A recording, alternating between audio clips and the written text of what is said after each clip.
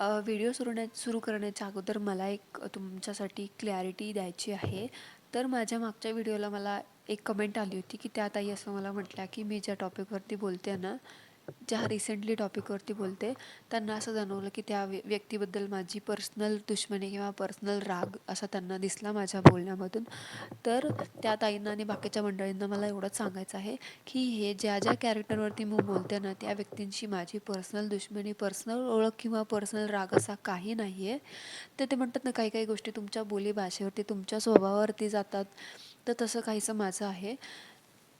त्यामुळे माझ्या बोलण्यात तुम्हाला काही चुकीचे शब्द आढळले असतील किंवा मी बोलता कळत नकळत जाणून बुजून सुद्धा असू शकतं, कोणाच्या भावना हर्ट केल्या असेल तर मी मनापासून त्यांची माफी मागते. आणि इथून पुढे मी काळजी घेईल की मी असं काही चुकीचे शब्द वापरणार नाही आणि बघणाऱ्यांच्या सुद्धा भावनांना हर्ट करणार नाही. सो चला तर मग हा विषय इथे संपवून सुरू करूया आत्ता आपल्या मेन मुद्द्याला. तर नमस्कार मैत्रिणींनो, मी संध्या स्वागत करते तुमचं आजच्या आपल्या साफसफाईच्या नवीन भागात. तर चला तर मग सुरू करूया आजच्या आपल्या चर्चेला. तर मैत्रिणींनो, आज मी बोलणार आहे इंडियन मॉम इन कॅलिफोर्निया ह्यांच्यावरती. नुसतं बोलणारच नाही आहे, तर ह्यांच्याबद्दल जे जे पॉईंट्स मला खटकले ना, त्याच्याबद्दल बोलणार आहे. अदरवाईज ह्यांचा कॉन्टेंट सुपर आहे. सो बघा मंडळी, नेहमीप्रमाणे ह्यांच्या ब्लॉग बघत होते, तर मला कुठेतरी असं जाणवलं की ह्या ह्या मातोश्री आहेत ना, ह्या मॅडम ज्या ह्या जे नाही आहेत ना ॲक्च्युली, ह्या ते बनण्याचं ह्या ते दाखवण्याचा प्रयत्न करतात. आणि कुठेतरी असं जाणवलं की कॉपी कॅट तर आहेतच. सो आता अजून खोलमध्ये सांगते की तुम्हाला मी कशाबद्दल बोलते ते. तर बघा, आता काल परवाच्या ह्यांच्या ब्लॉगमध्ये ह्या मातोश्री ह्या ह्या मॉम आहेत ना, आपल्या हस्बंडसोबत गेल्या होत्या डेटवरती, म्हणजे त्यांच्या नवऱ्यासोबत गेल्या होत्या डेटवरती. तिथे जाऊन बसल्या नाही तोपर्यंत लगेच ह्यांना यांच्या मुलांची आठवण आली. पण ह्या मॉम आहेत ना, हे विसरल्यात की ह्यांच्या नवऱ्याला पण आईवडील आहेत. त्या आईवडिलांना पण त्यांच्या मुलाची आठवण येत असेल ना कुठेतरी. तो तर 7 समुद्रापार राहतो. मग ह्यांना म्हणजे स्वतःच्या मुलांची एवढ्या लवकर आठवण येऊ शकते, तर मग आपल्या नवऱ्याच्या आईवडिलांचं काय तुम्ही थोडा पण विचार नाही करत का? आपलं दुःख म्हणजे दुःख, दुसऱ्याचे दुःख म्हणजे नाटक, असं वाटतं तुमच्या वागण्यातून, तुम्ही जे दाखवता ना त्याच्यातून. तर आता तुम्हाला वाटतं की मी असं का बोलते. तर मैत्रिणींनो, तुम्ही ह्यांच्या व्लॉग्समध्ये पाहिलं का की कधी ह्यांचे सासू सासरे तुम्हाला व्लॉगमध्ये बघायला मिळालेत अमेरिकेत वगैरे आलेले? मला तर असं दिसलं ना की ह्या स्वतःच्याच आईवडिलांना खूप इम्पॉर्टन्स देतात, स्वतःच्या आईवडिलांना सारखं सारखं, माहेरच्या मंडळींना सारखं सारखं अमेरिकेत बोलवत असतात. ह्यांचे स्वतःच्या आईवडिलांना दर 4-6 महिन्याला अमेरिकेत येत असतात. आणि भारतात जरी ह्या गेल्या ना, तरी सुरुवातीला आधी आईकडे जातात, माहेरी जातात, आणि त्याच्यानंतर उरलेले शेवटचे 4-5 दिवस ह्या सासरी जातात. का हो तुम्ही असा भेदभाव करता? आणि सासरी गेल्यावर पण तुम्ही तुमच्या सासू-सासऱ्यांना शूट करत नाहीत, रेकॉर्ड करत नाही. चला ठीक आहे, आपण समजू शकतो की ते लोकं कम्फर्टेबल नाहीत पूर्णपणे तुमच्या व्लॉगमध्ये यायला. पण तुम्ही जसं तुमच्या आईवडिलांसोबत, तुमच्या भावासोबत बसून, बाहेरच्या मंडळीसोबत बसून गप्पा मारता, तसं एक थोडाफार क्लिप वगैरे तुम्ही दाखवू शकता आणि तुम्ही ते सुद्धा नाही करत. त्यामुळे मला तर असं वाटतं की तुमच्या नावाप्रमाणे तुमचे जे दिवाणीपण आहे ना, ते तुमचं फक्त मुलगा, तुमचं मूल, तुमची मुलगी, तुमचे आई-वडील किंवा तुमचे माहेरची मंडळी ह्यांच्यापुरतंच आहे. थोडंसं नवऱ्याचे आईवडील, नवऱ्याच्या भावनांचा पण विचार नाही का येत तुम्हाला? थोडा त्यांचा पण विचार करा. कारण मला असं वाटतं की तुम्ही त्यांच्यामुळेच तिथं आहात, सो कुठेतरी त्यांच्या फिलिंग्सचा पण थोडाफार विचार करायला हवा. कारण ह्यांच्या पूर्ण व्लॉगमध्ये ह्यांची माहेरचीच मंडळी जास्त दिसतात. त्या केतनरावांच्या आई-वडील, भाऊ बहीण असतील ना, त्यांना ते कुठेच दिसत नाही. तर तुम्हाला आणि तुम्हाला आणि मला असं वाटत होतं ना की युरोपियन मातोश्री सारखी ह्या नाही आहेत, किंवा ह्या शो ऑफ वगैरे करत नाहीत वगैरे. तर फरक फक्त एवढाच आहे की त्या युरोपियन मातोश्री आहेत ना, युरोपियन मॉम, त्यांचा शो ऑफ, त्यांचं खोटारडेपण ते पटकन दिसून आलं. आणि ह्या कसं करतात माहिती आहे का?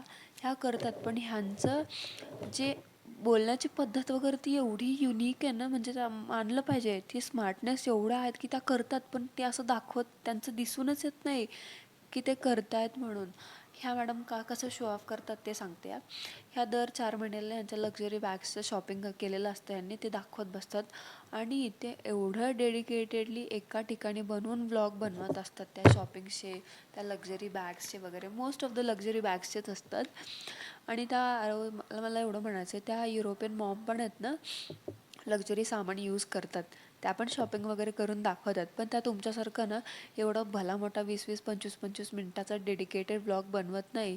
आता कोणीतरी म्हणेल की यात कसला शो ऑफ वगैरे, ती जे करते ते दाखवते.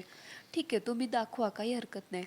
पण तुम्ही एकाच वस्तूवरती एकाच गोष्टीला पकडून तुम्ही 20-20, 25-25 मिनिटाचे जे व्लॉग बनवता ना, आणि त्यात असं पण सांगता की तुम्ही मी हा पर्टिक्युलर रंगच का घेतला, मी ही बॅग दुसऱ्या देशातून घेतली आहे, किंवा तुम्हाला ह्याची किंमत जाणून घ्यायची असेल तर तुम्ही स्वतः सांगणार नाही. इथे ह्यांची स्मार्टनेस बघा, ह्या स्वतः सांगत नाहीत, पण असं पण सांगतात की ह्या वेबसाईटवरती जाऊन बघा, तुम्हाला कळेल की ह्या हँडबॅगची किंमत किती आहे ते. आणि थंबनेल टायटल पण असं लावतात की बाबा most expensive handbag, luxury brand वगैरे वगैरे, दुसऱ्या देशातून आणली आहे लाखोंची बॅग, हे असं सांगतात. मग हा शो ऑफ नाही तर काय आहे? आणि ह्या मॅडमला ना स्वतःचं कौतुक करायला एवढं आवडतं ना, की ह्यांना असं वाटतं की दुसऱ्या देशात ड्रायव्हिंग करणं, चला ह्यांचा ह्यात एक प्लस पॉईंट आहे की ह्यांना ड्रायव्हिंग येतं, इंग्लिश बोलता येतं वगैरे. पण मला असं वाटतं की ह्यात एवढ्या काही मोठ्या गोष्टी नाही आहेत. सगळेजण करतात, बाकीचे चॅनल्स जे बघते ना मी, त्या पण करतात, पण त्या म्हणतात की एवढं काही नाही आहे, फक्त ड्रायव्हिंग आली पाहिजे, लायसन्स वगैरे असेल तर तुम्ही करू शकता, फक्त तिथले रूल्स तुम्हाला फॉलो करता आले ना आणि कम्युनिकेट करता आलं तर ह्या गोष्टी सगळ्या खूप सोप्या होतात. पण ह्यांचं काय बाबा, वेगळ्याच दुनियेत असतात ह्या. मी मी मी आणि फक्त मी.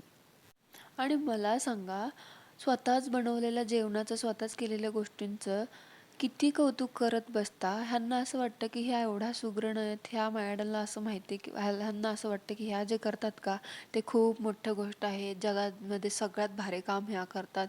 सो तुमच्या नावाप्रमाणे तर मला असं वाटतं की तुम्ही स्वतःच्याच दिवाण्या आहात. सो पब्लिक प्लॅटफॉर्मवरती स्वतःचं कौतुक करणं थोडं कमी करा आणि थोडं उरलं सुरलेलं इम्पॉर्टन्स आहे ना ते आपल्या नवऱ्याला पण द्या. आणि बघायला गेलं तर तुमचे हस्बंड पण उरली सुरली तुमची कसर भरूनच काढतात. त्यांना पण असं वाटतं की बाबा ह्यांच्या बायकोसारखं सुगरण, ह्यांच्या बायकोसारखं सुंदर कोणीच नाही. अहो तुम्ही तिच्यापेक्षा जास्त क्वालिफाईड आहात ना, तर मग एवढं कशाला ताटाखालचं मांजर बनून एखाद्याच्या आहारी जायचं ना. उगाच प्रत्येक व्हिडिओमध्ये येऊन आपला टेप वाजवत असता, हे असं ते तसं तसं. तुम्ही करा कौतुक, पण ते कसं होतं माहिती आहे का, एका ठराविक टाईमनंतर ते ऑडियन्सच्या डोक्यात जायला लागतं आणि ते असं वाटतं की तुम्ही नेहमी येऊन 1-2 मिनटासाठी येता आणि तोच टेप वाजून परत जाता. सो बी रिअल, तुम्ही जे नाही आहात तुम्ही ते दाखवण्याचा प्रयत्न करू नका, एवढंच म्हणायचं आहे. ही टिप तुम्हा दोघांसाठी आहे. आणि थोडंसं तेच तेच घराच्या कॉन्टेंटमधून थोडंसं बाहेर या. माहिती आहे तुमचं लाईफस्टाईल चॅनल वगैरे आहे, लाईफस्टाईल व्लॉगिंग आहे, पण त्यात लाईफस्टाईलमध्ये थोडं नॉलेजेबल पण थिंग्स असतील ना, सो थोड्याशा त्या अपलोड करायचं बघा. आणि महत्त्वाचं म्हणजे ह्या मॅडम फक्त व्लॉगच नाही अपलोड करत, तर ह्या प्रश्न उत्तरे पण खेळतात. जसं की ह्यांना स्वतःच प्रश्न पडतात आणि ह्या स्वतःच त्या प्रश्नांची उत्तरं देतात आणि वरतून असं पण म्हणतात की तुम्हाला असा प्रश्न पडला असेल, वरतून त्या प्रश्नाचं उत्तर पण स्वतःच द्यायचं आणि पुन्हा असं पण म्हणायचं की तुम्हाला असे लोक प्रश्न पडले असतील म्हणून मी आधीच सांगू देते. म्हणजे ह्यांना अशी किती भीती आहे ना की लोक ह्यांना ट्रोल करतील त्याची. एवढीच भीती आहे ट्रोलिंगची, लोक ट्रोल करतील, लोक टार्गेट करतील ह्याची, तर पब्लिक प्लॅटफॉर्मवरती यायचं कशाला ना. त्या युरोपियन मातोश्रीची एवढी कॉपी करताना तर त्यांच्याकडून शिका थोडंसं. त्या बघा धडधडीत लोकांना उत्तरं देतात आणि धडधडीत आहेत तशा वागतात. त्यांनी स्वतःमध्ये काही बदल केले नाही, किंवा ॲटलिस्ट त्याला जी जशी जशी आहे ना तशी ती ओरिजिनल तरी आहे. तुमच्यासारखी नाही, आपण जे नाही आहोत ते दाखवण्याचा प्रयत्न तरी नाही करत ती. ती ॲक्सेप्ट करते की बाबा चला मी अशी आहे तशी आहे म्हणून. तुम्ही खूप पोलाइटली लोकांना हे करता, गुंडाळता. आणि तुम्ही ह्यांचा भारतातला सासरी गेलेला एक व्लॉग पाहिला का? त्याच्यामध्ये ते ह्या दूध गरम करण्यावरून किती नाखुश होत्या ते पाहिलं का तुम्ही? तर तो सीन असा होता की ह्या सासरी गेल्या होत्या, तर तिथं ह्या बोलता बोलता यांचा चेहरा असा पडला होता, अगदी नाखुश दिसत होता चेहऱ्यावरती, असं 12 तर वाजलेच होते पण फुगलेल्या होत्या. का तर ह्यांना सासरी सारखंच दूध गरम करायला लागतं. चला माहिती आहे अमेरिकेत तुमच्याकडं ते कॅन असतं त्याच्यामध्ये दूध गरम करायला नाही लागत, ते तसंच ठेवलं तरी चालतं. पण तुम्ही काय तुमच्या माहेरी कधी दूध गरम केलं नाही का? तुमच्या घरामध्ये कोणी दूध गरम केलेलं तुम्ही पाहिलं नाही का? का भारतात तुम्ही जेव्हा राहत होते तेव्हा तुम्ही स्वतःनी कधी दूध गरम केलंच नाही? कशाला ते उगाचच एवढ्याशा गोष्टीचं हातवर करून सांगायचं? मला ना लॉजिकच नाही कळलं की बाबा ते दूध गरम करण्यावरतून फुगून बसायचं किंवा एवढं त्या टॉपिकला खेचण्याचं. आणि मला ना तुम्हाला बघून एवढंच जाणवलं की तुम्ही खूप ओव्हर पॅम्पर्ड आहात. म्हणजे तुम्हाला तुम्हाला एवढं अटेन्शन, एवढं पॅम्परिंग झालंय ना, त्याच्यामुळे तुम्ही ना स्वतःमधून कधी बाहेरच पडत नाही आहात. जेवढं तुम्ही दुसऱ्याकडून स्वतःचं कौतुक करून घेता ना, तेवढं दुसऱ्याचं कौतुक करायला पण शिका. नाहीतर आपलं दुसऱ्यांच्या आईवडिलांचा विषय आला, दुसऱ्यांचं कौतुक करायचा विषय आला की आपलं तोंडावरती 12 आणि कपाळावरती 8 आणायच्या. ऐसा कैसा चलेगा काकू? तर आता मी देते कॉपी कॅट ह्या प्रश्नाचं उत्तर. तर मी असं नाही म्हणत की हिने एकट्यानेच कॉपी केली आहे म्हणून. दोघींनी एकमेकांची कॉपी केली आहे आणि मी ह्या दोघींची चॅनल व्यवस्थित ऑब्झर्व केली आहे. तर नाही तर असं कोणीतरी म्हणेल की बाबा काहीतरीच बोलते. मी माझा अभ्यास करून आली आहे सगळा. सो ह्या कॅलिफोर्नियन मॉम आहेत ना, त्यांनी युरोपियन मॉमला कॉपी केलं आहे, पण सगळ्या गोष्टीतच नाही. त्या युरोपियन मॉमचे जे जास्त व्ह्यूजवाले, जे ट्रेंडिंगवाले, जास्त हिट झालेले, व्हायरल झालेले असे जे आहेत ना थोडेसे युनिक वगैरे टॉपिक्स, त्या टॉपिक्सलाच ह्या मॅडमनी उचललेलं आहे आणि सेम टू सेम तसाच कॉन्टेंट बनवला आहे. म्हणजे कसं, कोणी बघितलं तर कोणाला संशय नाही आला पाहिजे ना. आणि ते ते व्लॉग, ते कॉन्टेंट पण कसा पोस्ट केला माहिती आहे का, 4, 5, 6 महिन्यांच्या अंतराने. म्हणजे लोकांना कळलंच नाही पाहिजे की चल क्या रहा है असं. आणि मला एक सांगा, कोण आहेत ती लोकं? म्हणजे कुठलीही गोष्ट चांगली आणि कुठलीही गोष्ट क्रिंज आहे याच्यामध्ये पण फरक नाही कळत का? मग आता मला सांगा, ह्यांनी ते DDLGचं काय ते आहे ते गाणं जरासं झुमलून त्याच्यावरती त्यांनी ते रोमॅन्टिक गाणं वगैरे शूट केलं, डान्स वगैरे केला आणि ते साडीतलं सॉन्ग पण होतं. ते साडीतलं सॉन्ग तर प्रॉपरली ना चांगलं होतं, ते नाही असं नाही. डान्स चांगला जमतो तुम्हाला आणि तुमच्या हजबंडला, पण ते गाणं ना मला रोमॅन्टिक वाटलं, पण ते जरा भलतंच रोमॅन्टिक होतं. सो तर मला असं म्हणायचं आहे की एवढं रोमॅन्टिक पण होऊ नका की समोरचा बघताना अनकम्फर्टेबल होई ना. कारण तुमची मुलं, तुमची फॅमिली, तुमचा भाऊ ते गाणं शूट करत होता. सो थोडंसं विचार पण करा, एवढंच म्हणायचे. आणि ते दुसरं पण गाणं होतं की तो रेड ड्रेसवरती ते स्वित्झर्लंडमध्ये रिक्रिएट केलेलं. तर त्या गाण्यामध्ये ना तुम्ही रोमॅन्टिक तुम्ही डान्स वगैरे करायचं ट्राय केलं तर तो डान्स आहे ना फनी कमी आणि क्रिंज जास्त वाटत होता. सो मला असं म्हणायचं की तुम्हाला येतात ना गोष्टी, तुम्ही डान्स खूप छान करता ना करा, पण दुसऱ्याचं बघून ह्याला त्याला कॉपी नका करू.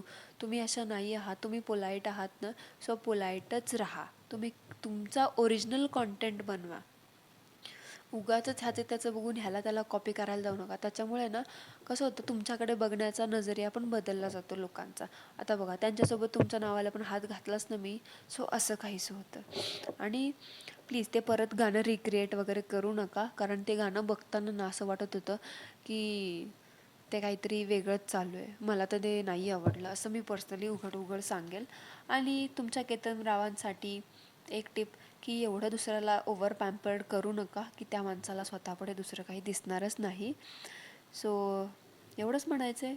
आणि महत्त्वाची गोष्ट म्हणजे तुम्ही तुमच्या ज्या कॉन्टेंटमध्ये रिसेंटली ह्या सगळ्या गोष्टीमुळे बदल केलेत ना, ते मला खूप आवडले. ड्रोन शॉट वगैरे रिसेंटली तुमच्या व्लॉगमधला खूप छान होता. सो असंच काहीतरी वेगवेगळं अपलोड करत राहा, जेणेकरून माझ्या कॉन्टेंटमध्ये तुम्ही परत येणार नाहीत. सो एवढंच म्हणायचं आहे. बाकी क्रिंज वगैरे करू नका, एवढंच म्हणायचं आहे. बी रिअल, बी यू. दुसऱ्याचं बघून कॉपी करायला जाऊ नका. तुम्ही जे आहात, तुम्ही जे ओरिजिनल आहात, तुम्ही ते दाखवा. दुसऱ्यांचं काय, कॉपी तर सगळेच जण करत असतात. सो तुमचं कॉन्टेंट आवडतो मला, असंच काहीतरी छान छान अपलोड करत राहा. बस एवढंच म्हणायचं आहे. So that's it for today मंडळी. आय होप तुम्हाला आजचा हा आपला पॉडकास्ट, आपली ही चर्चा आवडली असेल. तर भेटूया पुन्हा एकदा एका नवीन भागामध्ये. आवडला असेल तरी सांगा, नाही आवडला तरीसुद्धा सांगा कॉमेंट्समध्ये. आणि बोलता बोलता कळत नकळत मी कोणाच्या भावनांना दुखावला असेल तर प्लीज मला माफ करा, कारण माझं इंटेन्शन वगैरे असं काही नाही. पण बोलता बोलता एखादा शब्द भावनेच्या भारामध्ये निघून जातं. सो व्हिडिओ शेवटपर्यंत नक्की बघा. आवडलं ते व्हिडिओला लाईक, चॅनलला सबस्क्राईब करायला विसरू नका. भेटूया पुन्हा एकदा एका नवीन कॅरेक्टरसोबत एका नवीन चर्चेच्या भागात. तोपर्यंत सर्वांनी ॲज ऑलवेज काय करायचं ते करा. Thank you so much. धन्यवाद.